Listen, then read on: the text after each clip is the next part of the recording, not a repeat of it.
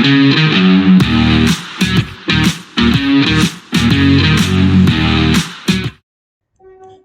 welcome back to the SuperCoach Nuff channel. In this video we're going to review the round 9 SuperCoach NBL. So getting this done a little bit earlier in the week, just given that BBL kicks off this week, so that'll be my focus on Thursday for sure, when we would normally run the NBL content. And yeah, might have to try and work a way of reshuffling it around. I do have to look at the BBL fixture and come up with a bit more of a schedule, I think, around when videos are going to be posted. Also got EPL with midweek games. It's all happening in the fantasy world at this time of year. So as you can see, we got 409 points, which was good enough for a top 10% round rank, which is pretty good for us, let's be honest. A slight kick up in the rank, but still outside the top 3,000. So we're keep wanting to push up towards the top 10% overall. But we'll just keep chipping away at it. So if you have a look at how the team went, so we captained Lamb, who got 75, which wasn't the best, but is definitely a very nice score to be able to double up on. Looks like Bannon unfortunately got injured and got a concussion, so he might be one we need to move on this week. Saar with the 28 on the bench was solid. McDaniel with the 23, that's okay too. Our centres, so Magne we bought in, has made us some money, but 17 didn't really help on field. We could have played Saar and got more. Gak with the 9, so we bought him in as the cheap option that had a double, didn't quite work out. But Miller, 86, was a really great return from him. Jackson Cartwright was 77, so obviously if we'd captained Miller we would have got another 11. But Crawford with 35, Armstrong with 28, so solid returns from our bench also. Just have a quick look at the popular trade in and outs. So obviously Bannon makes sense. Jackson Cartwright, so New Zealand must only have a single. Yep, so it looks like maybe just Sydney and Cairns with the double game week this week, so we'll try to target some of them. So see our mate Jonah Bolden's back on the scene. Jalen Adams, I know he's been a popular option for some super coaches, so see if we can squeeze him in. I guess that's where the Jackson Cartwright trade would come into it, potentially. But has a nice break even, so don't want to go too quickly on that. So Magne with the negative break even will probably hold. Didn't want that. So Jalen Adams with the high break even is a risk, but the double game week is where it's at. Alright, well let's see what we can do. So I think obviously Bannon has to go.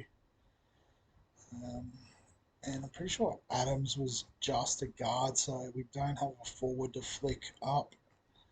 So there are options.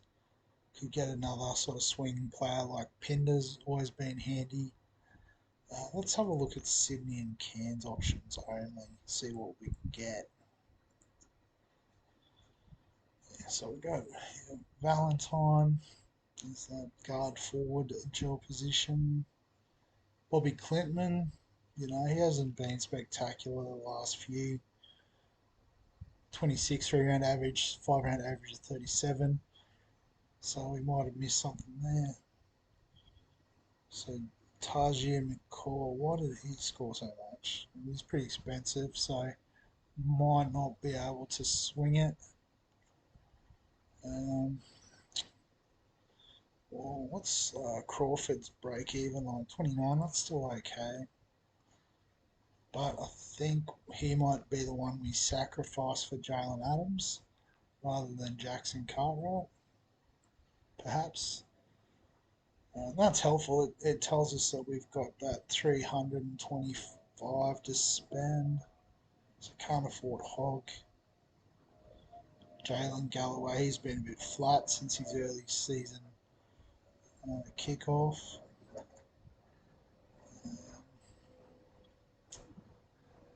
So I guess it sort of points to either a Valentine or Bolden pick. What if we remove the filters? You know, we can still maybe get someone like a Pinder. How's the big source going? 427. Do we use our last boost to bring back the big source? What's their fixture like? Might be future. Double in 11 and 12. Yes. Very nice. What's his break even? 16. Oh, might be a now or never type deal for the big man. Let's get him in. And then let's boost. Why not? Get rid of it. Alright, so Magnate's still got a nice break even. Everyone, there's not a lot of cash, otherwise what's Sal? Break even of 3 is good. Daniel, break even of 14. Yeah, but we need at least 200k or close to it. Gak, is he going to do anything for us? Probably not. Again, there's not enough, anywhere near enough money on his head. Miller's got to stay. He's got a double. Lamb, he'd have a nice break even. 27's good.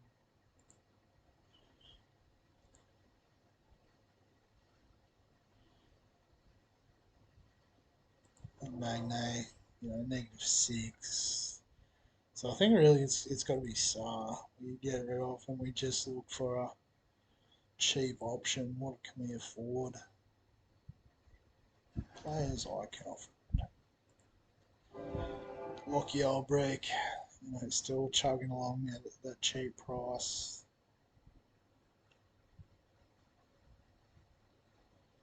Didn't play, so it would have been handy if he had the double there for Sydney. Brad Newley.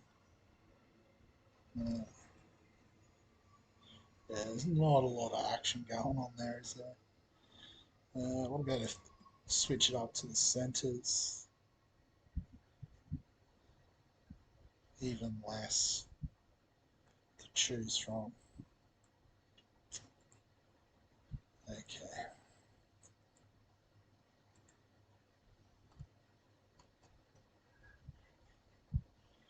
What if we squeak the extra bit of cash out of Magnate? Does that change our luck? Sort of, but not really.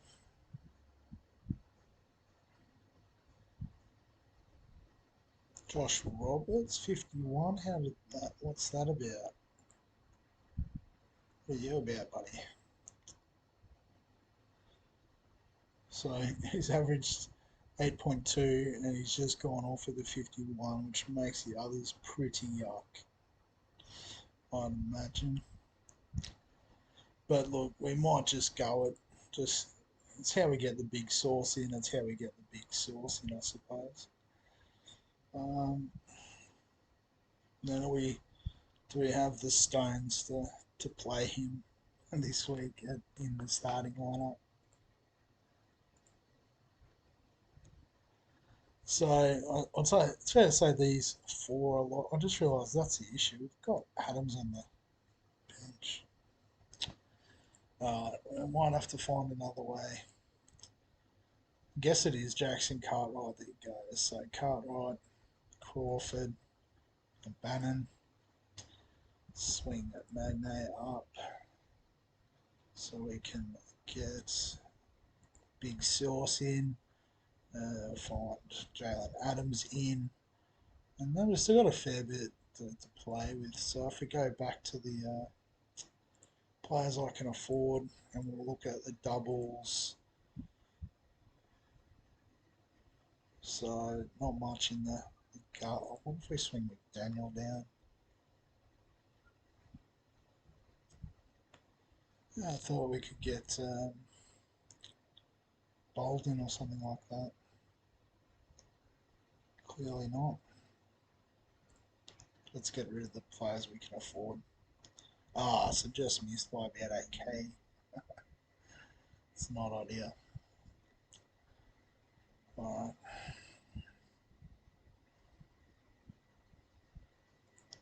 Let's go back to players we can afford. So Vordenberg looks like Best option, pretty popular too at 18%. Has the double playing for Cairns, so I reckon we'll go. We'll have a punt on him. Why not? Alright, so now we've got a bit more balance to the side. We don't have 300k players sitting on the bench. Captain, vice captain, more. I think it's going to look something like that. Miller Adams toss the coin.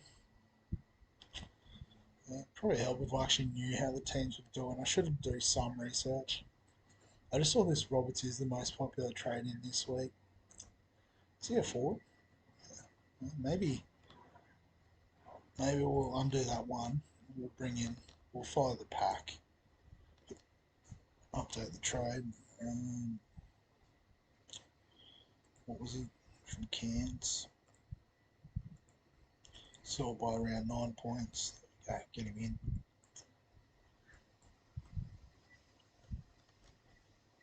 $48. So, is there a move we don't have to make necessarily?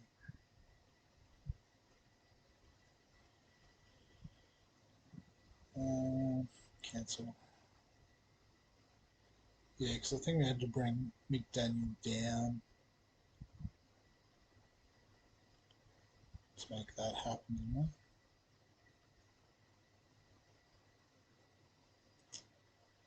Yeah, so I think that's the best we can do for now. So we'll run with that.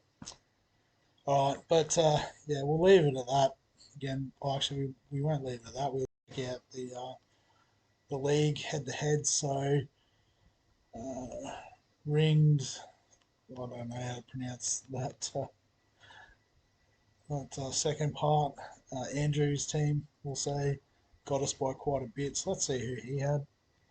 See where we've gone all wrong. So Captain Lamb as well. McCall, okay, there you go. Was he the one that was 300? Yeah.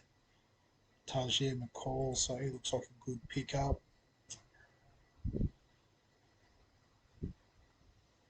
Do we look at him this week instead of the source? We've got to be smarter with our picks, I think. So just looking at the league, I was probably unlucky. What, fourth highest scorer? So it's 50-50 shot. Oh, fifth highest. Can't count. So Woozy's 5. And the one-eyed eagle doing all right. A high scorer. Demonking and the ball handlers. Okay, so a few big names, just a big source, respect. And my emus continuing to fly, even though emus don't fly, against the zombie team there. Cool, so a good week there for the boys. Fantastic to see.